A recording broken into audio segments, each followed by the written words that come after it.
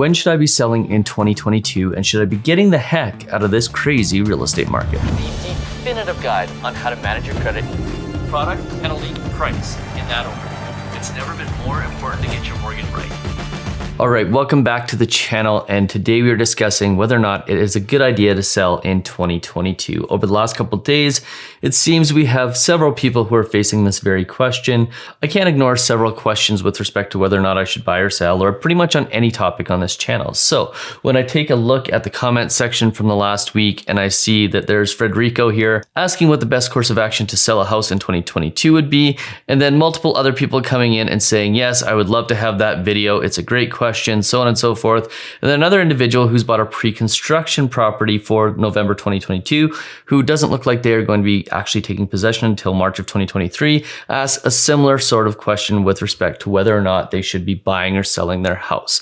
And the answer we'll get into in a second, but before we do me that favor, hit that subscribe button, hit that notification bell, and please hit that like button so more people like you can see this video. And don't forget about our race to 25,000 subscribers, where when we hit 25,000 subscribers, we are going to give away $5,000 to one lucky winner to do with whatever they like. But in order to win, you need to be subscribed. Thank you to all of you who have subscribed in the last week. There's a bunch of you, and thank you to all of you who have subscribed since the beginning of this channel. I appreciate each and every one of you. And by the way, if you've ever wondered how to get that absolute best deal on a mortgage rate, if you've ever wondered exactly how much room is available for you to negotiate into that price and all the other things that you can negotiate in, well, I hear you, I understand you, and we put together a course just for that. You can go to ratesecrets.ca to get the secrets to getting the lowest interest rate course, which we have priced so low that you will guaranteed get at least 10 to 50 times your money back. In fact, we put a special offer in there to make sure you get at least 10 times your money back if you end up choosing Mortgage 360 for your mortgage and have us do the shopping for you. So let's get into the video. Let's discuss whether or not it is a good idea to sell in 2022.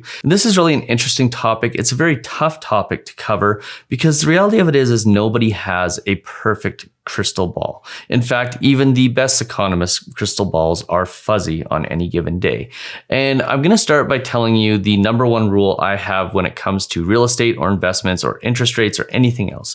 And that is when you try to time the market, it's usually when you get yourself in trouble. And I've learned this lesson many times before. There's videos on this channel where I talked about the first condo that I bought and sold, where I thought the value was going to absolutely not go up any further. And in the next 6 months, it went up $150,000 more. After I'd sold the property, I ended up not making that $150,000. And there's a whole bunch of reasons why speculating and trying to time the market just doesn't work. They start with the fact that it's almost impossible to time the market. And they also include the fact that trying to buy real estate with appreciation in mind and trying to time markets is generally what leads really good people to make really bad decisions. So I don't recommend ever trying to time the market. But in this video, what I want to do is I want to give you some tools to help assess whether it's the right time for you to buy or sell your property. So let's start first and foremost by taking a look at what economists are saying this year. First and foremost, most economists are predicting that there is going to be a continued run up in prices because, quite frankly, the real estate market typically doesn't just turn itself off overnight. Now, there are times where it has, like in 2008 during the financial crisis, but for the most part, markets tend to slow down gradually rather than just collapse all at once. So most economists across the country are predicting that there's going to be a continued rise in housing prices, not necessarily the 15 to 20% increases that we saw in the last year, but a lot of them are predicting another 5 to 6% in increases in prices. Now, whether or not that happens is anybody's guess because economists are most often right in hindsight and very, very rarely right in their predictions. But if we take a look at what places like The Economist are saying, well, in this article from 2 days ago entitled, "How Long Can the Global Housing Market Last?" This is from The Economist, which is quite honestly probably one of the best resources for global economic, macroeconomic news. And they say that there are basically three fundamentals that could support this market in the long run. They're first and foremost that home buyers' balance sheets are pretty much in a good place at the moment, given the fact that people are spending less, they've got less debt because they paid a lot of it off during the pandemic, and a lot of people are set up in a position where they can weather any sort of short-term interest rate increases. And this is especially true when you look at Canada and you look at the fact that people have been qualifying at basically 5% for their mortgages, but are paying 1 or 2% right now, which means we've got a pretty big bandwidth before Canadians start to feel really tight on their mortgage payments. The second thing that they talk about is shifting preferences, and very much preferences that are very much here to stay for the long term. Yes, we see a lot of companies who are saying that work from home is not going to be accepted in the future. However, there's going to be a lot of companies that allow it for the long term, seeing that their employees' productivities went up, and just seeing that it's a better all-around situation for a business will lead a lot of people to continue working from home. And that, of course, has changed preferences with respect to the type of houses that people buy, the type of properties they live in, and how much they want to spend on housing, given that they're spending a lot more time in that housing. Now, the third thing that they point out is the worldwide lack of supply of adequate housing. And this seems to be a major issue. If you go back and you look at the 1960s, well, there was this period of time where housing growth was significantly bigger than it is now. And housing growth has never really continued to follow through as generations got bigger and bigger and bigger. So there is this lack of housing supply that seems to be a global issue, which means that it should support higher prices. Now, this is all fine, right? But there are things that could happen in the economy. There could be another liquidity crisis. There could be things that we don't even imagine could possibly come up that could crash the global markets, the global stock markets, the global real estate markets.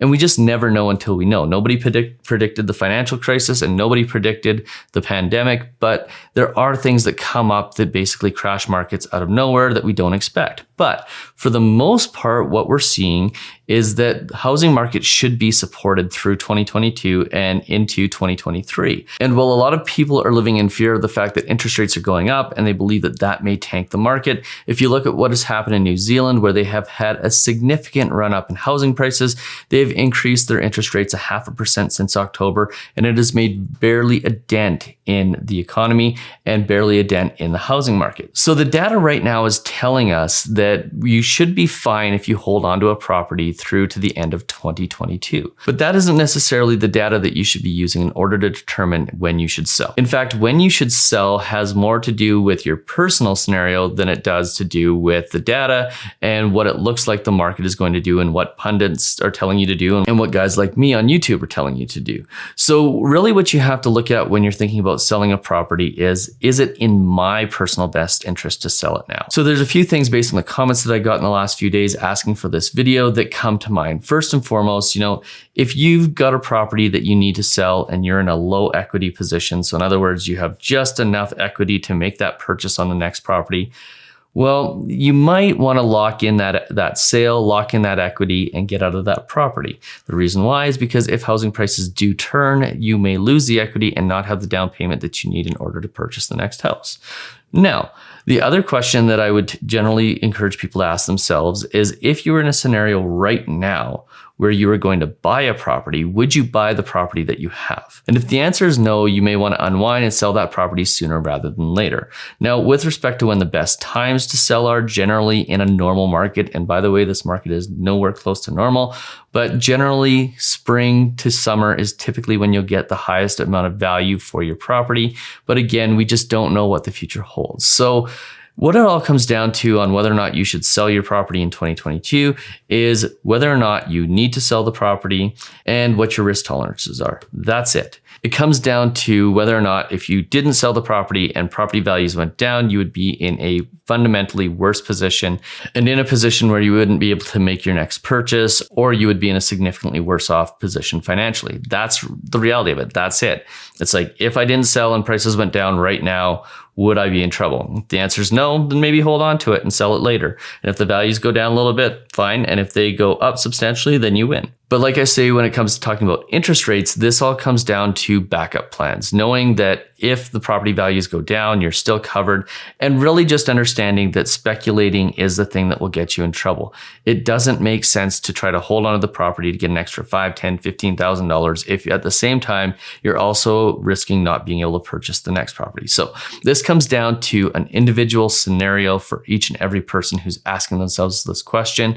And it also comes down to, if you think that you're going to sell right now in order to get out of the market and rent for a while, and when the market comes back down, you're going to end up in a position where you can buy. Well, guess what? A lot of people in 2015 saw different reports coming out saying that the Canadian real estate market was 50, 60% overvalued. They figured, hey, I'm going to rent for a couple of years and wait till prices come down. And lo and behold, they've long since been priced out of the market. In fact, if they would have bought in 2014 or 2015, they'd probably have double the net worth that they have right now just by making that decision. So getting in and out of the real estate market all comes down to doing it when it's the right time for you, doing it as early as possible. And with respect to getting out of the real estate market, unless you need the money, I'm a big believer in buy and hold. And if you do need the money, then you need to think about what would happen if housing prices come back down. And if you were in a position where you were buying that property today, if you would still buy it, then the answer to that question pretty much gives you your answer of whether or not you should sell that home. So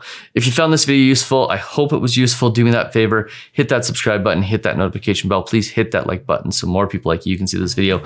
Don't forget about our race to 25,000 subscribers and that secrets to getting the lowest interest rate course. And we'll see you on the next video. Cheers.